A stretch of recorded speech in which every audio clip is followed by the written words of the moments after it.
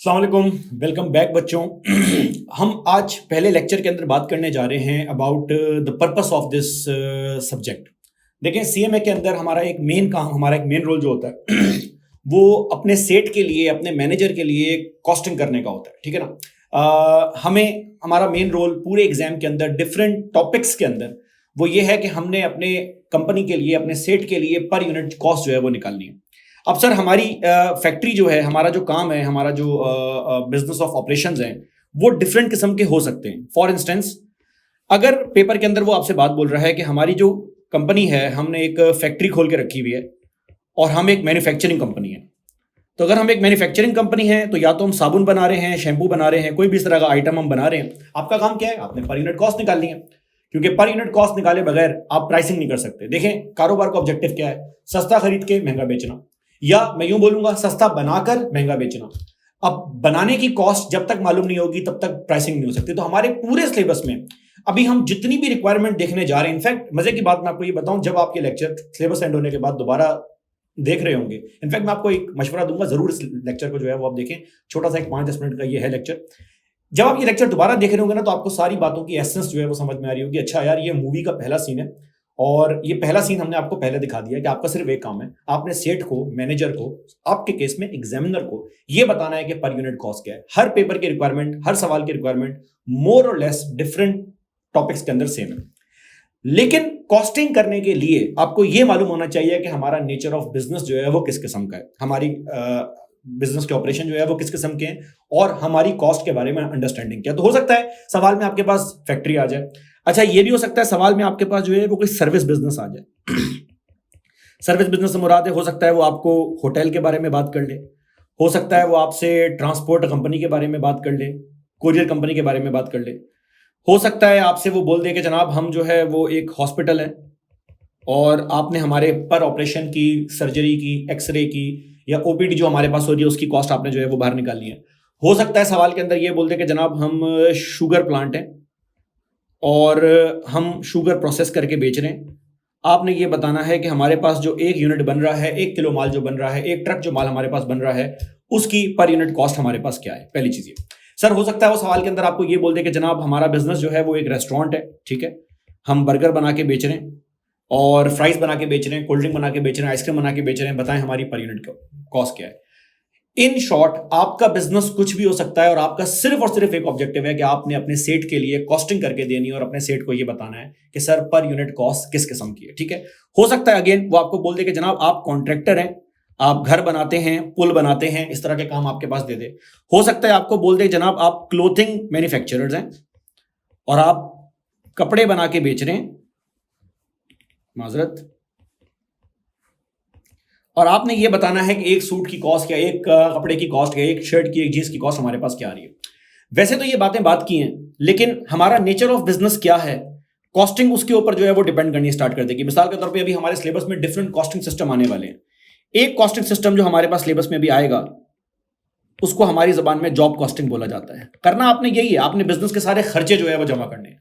Sir, ये job costing वहां पे यूज होता है जहां पे आपके पास कस्टमर का सिंगल ऑर्डर होता है। मिसाल के तौर पे आपका जो नाई है, आपका जो दर्जी है, जो आपका सूट आपके ऑर्डर के हिसाब से सी के दे रहा है, सर ये सब का सब जॉब कॉस्टिंग में आता है।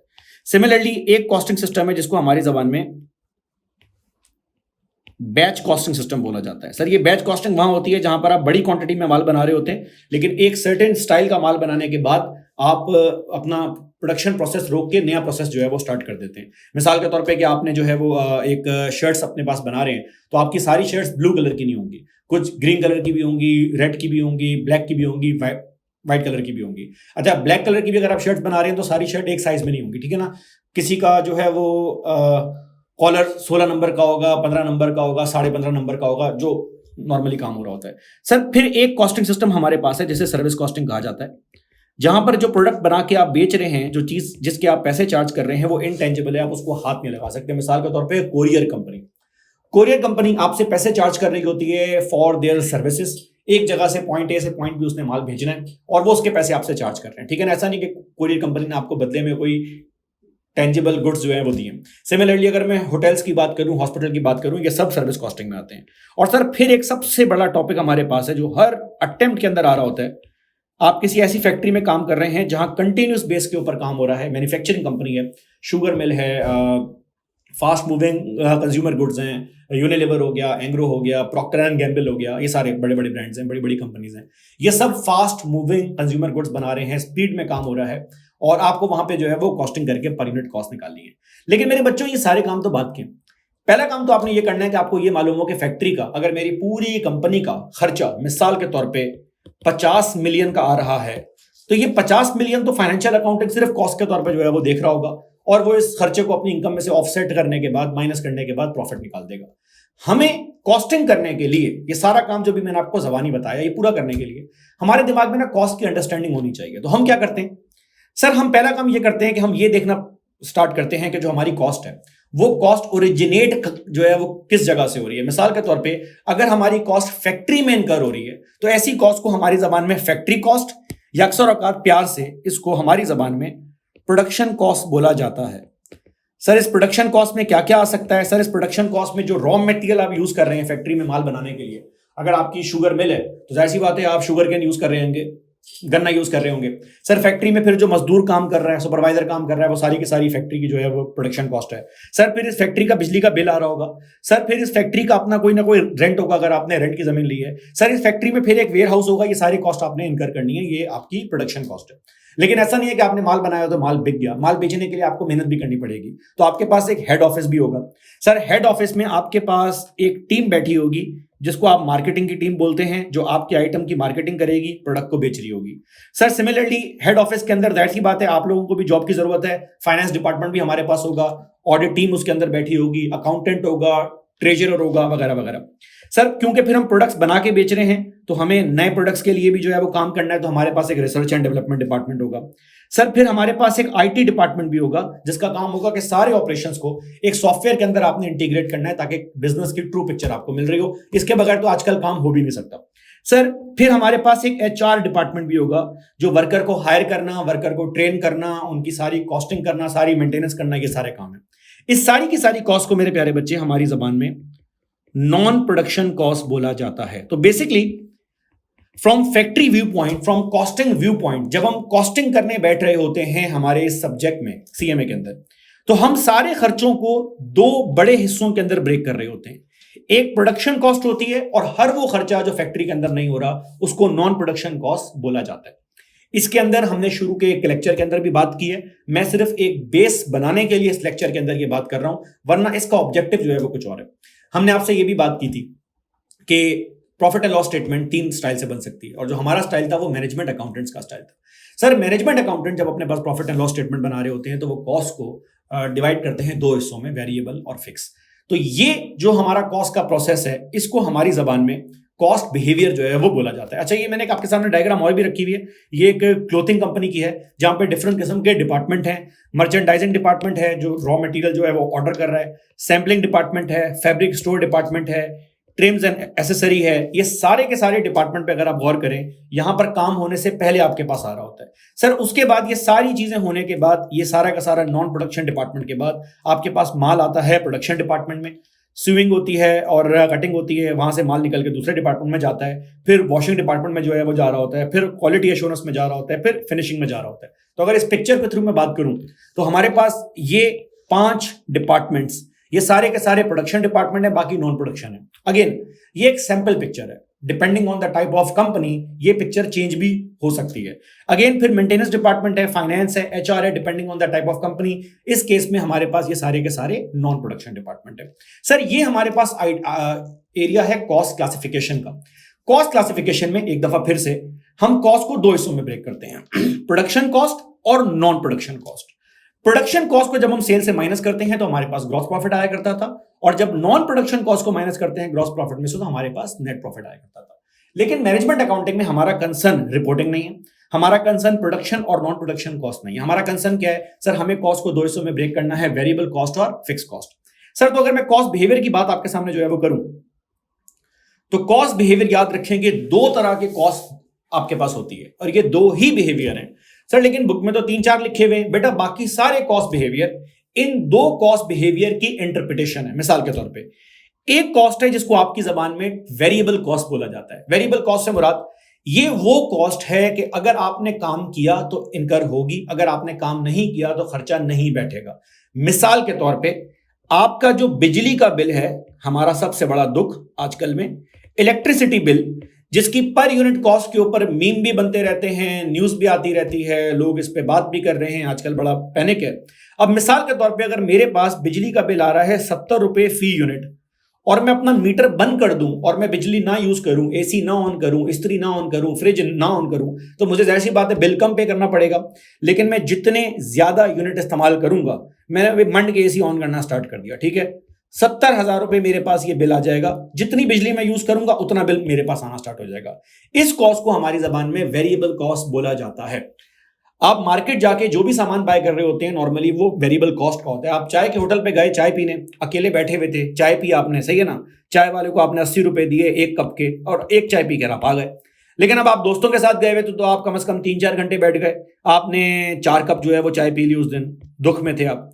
सर 80 रुपए का एक कप है, 320 रुपए आपकी कॉस्ट आ जाएगी। लेकिन जब आप ये दुख में चाय पी रहे थे तो आपके दोस्त भी आ गए, दुख में वो भी बहुत थे, सारे के सारे सीए के स्टूडेंट्स हैं सर, तो आप सब ने जो है वो 40 कप चाय पी ली, लेकिन दोस्त जो है वो अपना पर्स घर पे भूल के आ गए थे, तो ये कॉस्ट आपके जिम्मे आ गई। तो सर जब आप चाय पी के होटल से बाहर निकले, आपका 3200 रुपए का बिल बन गया, तो ऐसी चाय आपको बड़ी महंगी पड़ गई। लेकिन अगर आप बिल्कुल ही बैठ जाएं होटल के ऊपर जाके, सिर्फ टाइम पास करें, हवा जो है वो खाएं और चाय ना पिए, तो आपका बिल नहीं आएगा। इस कॉस्ट को वेरिएबल कॉस्ट आपकी जबान में बोला जाता है।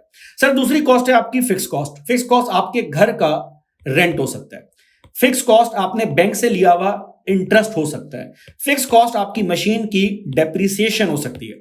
सर आप चाहे काम करें या ना करें, आपके घर में एक बंदा रहे, 2 बंदे रहें, शादी हो जाए, आपकी वाइफ आ जाए, बच्चे हो जाएं, मेहमान आके आपके घर में स्टे करना स्टार्ट कर दें, आपके घर में 20 बंदे रहें, आपका मालिक मकान आपसे रेंट 50,000 ही चार्ज करेगा, लाख रुपए ही चार्ज करेगा, जो भी आपका रेंट है। सर अगर मैं बाहर घूमने जो है वो चला जाऊं, बेटा रेंट तो आपने फिर भी पे करना है। आपने बैंक से लीज के ऊपर गाड़ी जो है वो निकलवा ली और आपने वो गाड़ी लगा दी यूबर में। अब आप पूरे महीने 30 दिन 12 घंटे वो गाड़ी ड्राइव करें, आपकी इंटरेस्ट कॉस्ट तब भी सेम रहेगी, 60,000 रुपए आ रही है। आप अगर गाड़ी को ना इस्तेमाल करें, मैकेनिक के पास कर दें खड़ा, सर बैंक वालों को इससे गर्ज नहीं है, 60,000 फिर भी आ रहे हैं। आप गाड़ी ड्राइव कर रहे थे, एक्सीडेंट हो गया, गाड़ी खराब हो गई, सर 60,000 रुपए फिर भी इंटरेस्ट पे करना है, बैंक को इस बात से गर्ज नहीं है। इस कॉस्ट को बोला जाता है फिक्स कॉस्ट।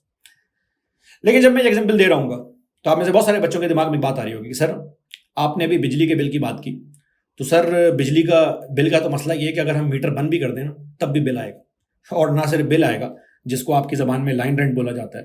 सर ना सिर्फ बिल आएगा, उस बिल में साला टैक्स भी रख के जो है वो आ जाएगा। इसका मतलब कि अगर मैं बिजली का मीटर बंद भी रखूं तब भी मेरे पास एक फिक्स कॉस्ट लाइन रेंट है जो मैंने पे करना है। तो बेसिकली जैसा कि मैंने इस लेक्चर में कहा कि बाकी सारी की सारी कॉस्ट बिहेवियर इन दोनों का अमेलगमेशन है। तो आए अगली कॉस्ट के बारे में बात करते हैं, which is semi variable cost. Sir ये सेमी वेरिएबल कॉस्ट आपके घर का बिजली का बिल है, 20,000 रुपए लाइन रेंट और टैक्स है, फिर आप जितनी बिजली इस्तेमाल करते जाएंगे उसी हिसाब से आपका बिल इंक्रीज होता जाएगा। तो अगर लाख रुपए बिल आ गया, इसका मतलब 80,000 रुपए इसमें वेरिएबल का कंपोनेंट था और 20,000 रुपए लाइन रेंट था जो आपने पे करना है। सर जिस तरह ये सेमी वेरिएबल का ग्राफ है, वैसे सेमी वेरिएबल कॉस्ट एक ऐसी भी हो सकती है। मिसाल के तौर पे दुबई की टैक्सी सर्विस, आप टैक्सी में गेट खोल के बैठे, 25 दिरहम चार्ज जो है वो लग गया। ये मैं आपको थोड़े से आउटडेटेड रेट बता रहा हूं। सर फिर आपने ट्रेवल करना स्टार्ट किया, शुरू के 20 किलोमीटर तक वो आपसे 25 दिरहम ही चार्ज करेगा, लेकिन उससे ऊपर जितने किलोमीटर आप ट्रेवल करना स्टार्ट करेंगे, हर 1 किलोमीटर के ऊपर 10 दिरहम या 5 दिरहम की कॉस्ट आना स्टार्ट हो जाएगी। सर अगर मैं गेट खोल के दूसरे गेट से बाहर निकल आया बेटा, तब भी आपने टैक्सी बुक कर ली, 25 दिरहम आपका चार्ज है, वो आपको पे करना है। तो ये एक सेमी वेरिएबल कॉस्ट है जिसमें वेरिएबल का भी कंपोनेंट है और फिक्स का भी कंपोनेंट है। अगर कोई काम ना किया तब भी आपको एक लाइन रेंट पे करना है, और अगेन जितना आप एक्टिविटी को इंक्रीज करते जाएंगे आपकी वेरिएबल कॉस्ट उसी हिसाब से इंक्रीज हो रही होगी। तो ये अमेलगमेशन है। सिमिलरली फिक्स कॉस्ट का एक और वेरिएंट है जिसको हमारी जबान में स्टेप फिक्स कॉस्ट बोला जाता है। सर स्टेप फिक्स कॉस्ट से मुराद, आपने फैक्ट्री में ना सुपरवाइजर हायर किया हुआ है जिसकी सैलरी है 1 लाख रुपए। ये सुपरवाइजर 10 बंदों को जो है वो सुपरवाइज कर सकता है। पहले महीने आपकी फैक्ट्री में 5 बंदे थे, एक सुपरवाइजर था, लाख रुपए पे कर रहे थे। अगले महीने आपकी फैक्ट्री में 10 बंदे हो गए, सुपरवाइजर ने हैंडल कर लिया।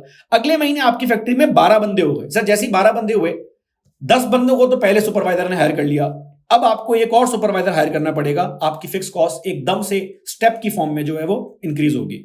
सिमिलरली आपके पास 21 बंदे हो गए, सर अब आपको एक बंदा और हायर करना पड़ेगा, 3 लाख कॉस्ट हो जाएगी। तो ऐसी कॉस्ट जो स्टेप्स के अंदर बढ़ रही हो लेकिन उसका बिहेवियर फिक्स वाला है, तो ऐसी कॉस्ट को हमारी जबान में स्टेप फिक्स कॉस्ट बोला जाता है।